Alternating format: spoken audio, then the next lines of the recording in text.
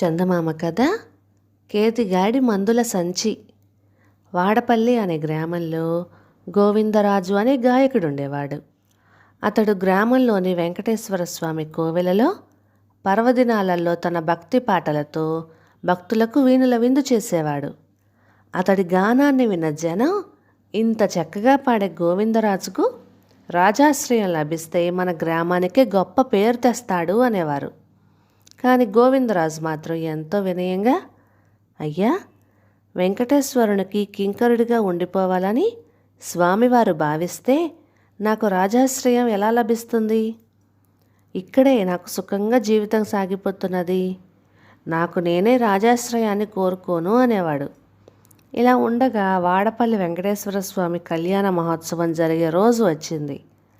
ఆ సందర్భంగా గ్రామంలో వీధి నాటకాలు, భజనలు, తోలుబొమ్మలాటలు మొదలైన వాటితో రోజుకొక కార్యక్రమం పెట్టి 9 రోజుల పాటు స్వామివారి కళ్యాణ ఉత్సవాలు ప్రారంభించారు.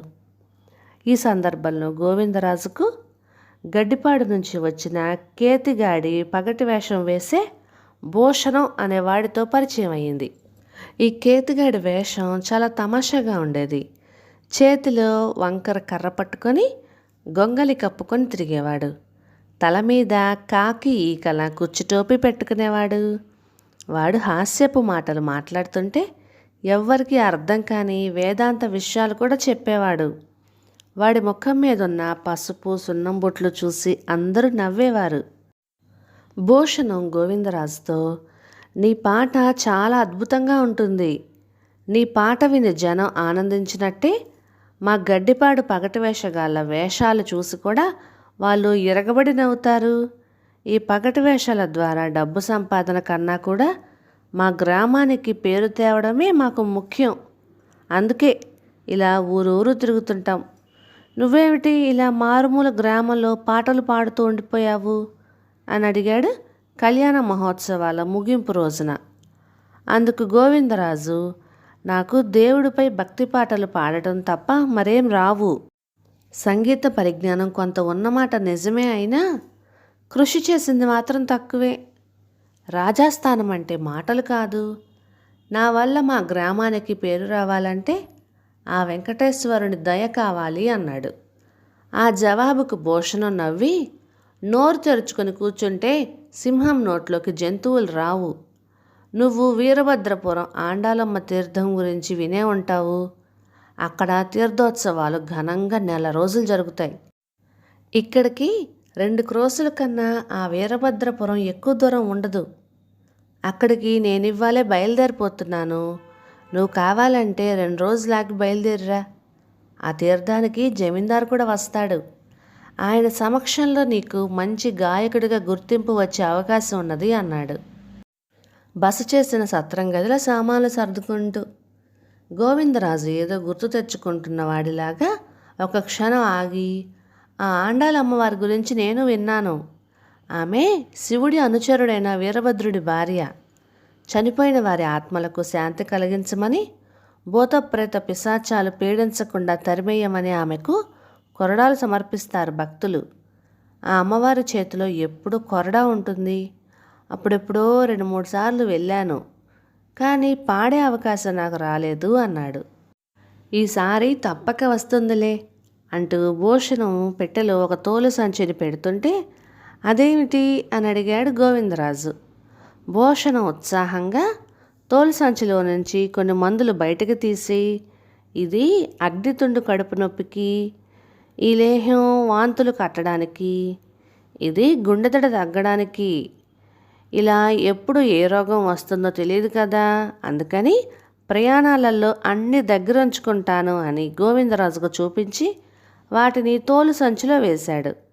కానీ దాన్ని పెట్టెలో పెట్టుకోవడం మర్చిపోయాడు. ఆ తర్వాత కేతిగాడి పగటి వేషాల భూషణం హడావిడిగా సత్రం నుంచి బయటకు వచ్చి తనలాగే వెళ్ళిపోతున్న కళాకారులు కలిసిపోయాడు. వాడలా వెళ్ళిన కొంతసేపటికి సత్రం నుంచి బయటకు వస్తున్న గోవిందరాజుకు ఆ మందుల సంచి కంటపడింది. దాన్ని తీసుకొని వీధిలోకి వచ్చిన గోవిందరాజుకు భూషణం కనిపించలేదు. ఎలాగో ఆండాలమ్మ తీర్థానికి వెళ్తున్నాను కదా, అక్కడ కేతుగాడికి సంచి ఇవ్వవచ్చులే అనుకున్నాడు గోవిందరాజు. మర్నాడు గోవిందరాజు బాడుగు బండిలో ఆండాళ్ళమ్మ తీర్థం జరిగి వీరభద్రపురానికి బయలుదేరాడు. అతడు అక్కడికి చేరేసరికి ఒకచోట చాలా హడావిడిగా ఉంది. జమీందారు టీవీగా గ్రామ ప్రజలు వేసిన ఆసనం మీద కూర్చొని నవ్వుతున్నాడు. చుట్టూ ఉన్న జనం కూడా కేరింతలు కొడుతున్నారు.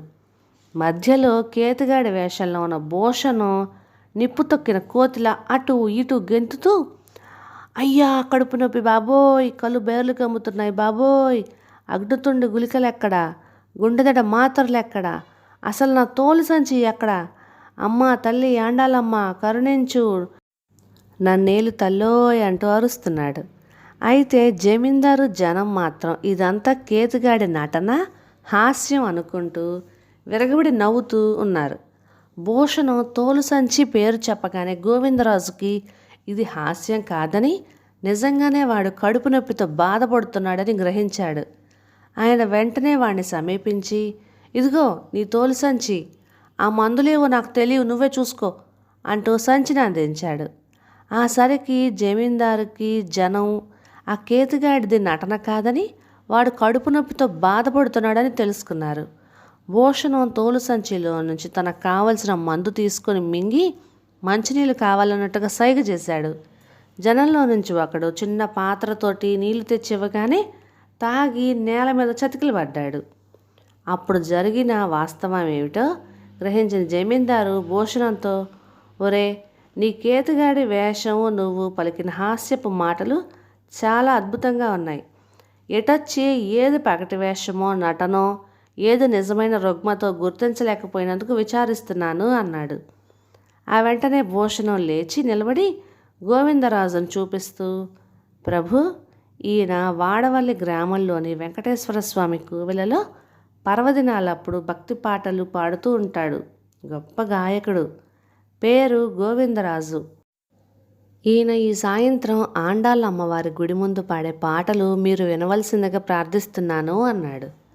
ఇందుకు జమీందారు సంతోషంగా అంగీకరించాడు. ఆ సాయంత్రం గోవిందరాజు అద్భుతమైన గాన మాధుర్యానికి తన్మయుడైన జమీందారు అప్పటికప్పుడే ఆయనను వాడపల్లి వెంకటేశ్వర స్వామి కోవెలకు ఆస్థాన గాయకుడిగా నియమిస్తూ కొంత మాన్యం కూడా ఇచ్చాడు. అంతేకాక తీర్థానికి వచ్చిన వారందరికీ గొప్ప వినోదం కలిగించిన కేతుగాడి వేషధారి భూషణానికి ధనం బహుకరించాడు. నువ్వు నాకు చేసిన ఉపకారం నేను ఈ జన్మలో మర్చిపోను అన్నాడు గోవిందరాజు కృతజ్ఞతతో భూషణం చేతులు ఆప్యాయంగా పట్టుకుంటూ. ఇందులో నేను చేసిన ఉపకారం పెద్దది కాదు. సమయానికి వచ్చి నా ప్రాణం నిలబెట్టినందుకు నిజానికి నేను నీకు రుణపడి ఉన్నాను అన్నాడు. అనుకోకుండా నేను మందుల సంచి సత్రంలో మర్చిపోవటం, సమయానికి ఆ మందుల సంచితో నువ్వు వచ్చి నన్ను కాపాడటం, జమీందారు దృష్టి నీ మీద పడటం, ఆయన ఆనందించి నిన్ను నీ ఊరి వెంకటేశ్వర స్వామి దేవస్థాన గాయకుడిగా నియమించడం అంతా దైవ కటాక్షం తప్ప మరొకటి కాదు. నువ్వు నమ్మిన వాడపల్లి వెంకటేశ్వర స్వామి వారే నీకు మేలు చేశాడు. అంతా దేవుడి దయ. మనం అందరం కేవలం నిమిత్త మాత్రులమే అన్నాడు భూషణం స్వగ్రామానికి బయలుదేరటానికి ఆయత్తమవుతూ. అంతా దేవుడి దయే. కథ సమాప్తం. ఇక ఈ కథ మీకు నచ్చినట్లయితే ఇలాంటి మరెన్నో తెలుగు చిట్టిపొట్టి కథల కోసం please like, share and subscribe to my channel. Thank you.